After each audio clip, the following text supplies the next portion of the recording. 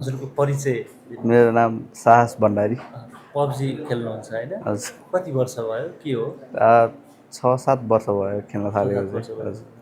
कहिलेदेखि खेल्न सुरु गर्नुभयो भने लकडाउन समय भन्दा अलि अगाडिदेखि रहेछ अनि खेले म होइन? त धेरै अगाडि स्कुल 9 क्लासदेखि खेल्न सुरु नाइन गरेर क्लास खेल्न चाहिँ।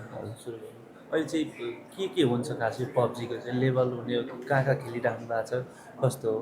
अब अहिले त नेसनल लेभलै हो। अब बिस्तारै क्वालिफाई गरेर अब इन्टरनेसनल पुग्ने सोच छ। नेसनल लिग खेल्नु कहाँ कहाँ खेल्नु भयो? कस्तो कस्तो जित्नुभएको के हो कस्तो हो यो बारे चाहिँ? अब बिगेस्ट अचिभमेन्ट चाहिँ पिएमजिसी ग्लोबल #2 नै होला अहिलेसम्म। अब जस्तो नि अहिले जस्तो पछिल्लो समय विभिन्न कलेजहरूले चाहिँ यो पब्जीलाई चाहिँ यहाँ टुर्नामेन्ट टाइपको स्पोर्ट टाइपको खेल खेलाउने गरेका छन्। त्यसमा आइएसएमटीले पनि पब्जी खेलाइरहेछ। खास पब्जीमा चाहिँ फ्युचर देख्न ठिकै हुन्छ जस्तो पब्जी नै खेलेर मेरो भविष्य बनाउँछु भनेर भन्ने पनि कतिको सोच हुनसक्छ। त्यो ठिकै हो के हुन्छ? छ अब पढाइलाई नै लानु चाहिँ पर्छ सँगसँगै, तर फ्युचर छैन चाहिँ म भन्दिनँ। फ्युचर छ पब्जीमा पनि। अब स्पोर्ट्स नै एकदम ग्रो हुँदैछ अहिले। सो धेरै ठुलो ठुलो टुर्नामेन्ट हुँदैछ अनि प्लस लाइक धेरै स्कोप छ भनौँ न अहिले स्पोर्ट्समा। सो सकिन्छ करियर सोचेर लानु पब्जीलाई नै फ्युचर बनाएर लग्न पनि सकिने रहेछ। सकिन्छ होला।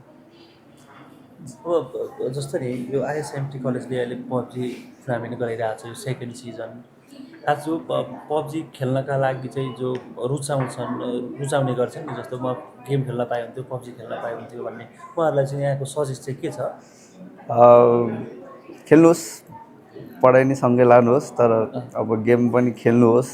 अनि अब सबैको लाइक राम्रो हुन्छ भन्ने छैन। सो त्यही हो, अब सोचेर पढाइलाई नै सँगै लगेर गर्नुहोस् जे गर्नुहुन्छ। त्यही भन्न चाहन्छु। भेरी अनर्ड भनौँ। अनि थ्याङ्क यू इन्भाइट गर्नुभएकोमा। अब पढ्न नि आउँछु म यही कलेजमा। पढ्न पनि आउनुहुन्छ आइएसएमटीमा? सोचिरहेको छु। हस्, थ्याङ्क यू। Thank you.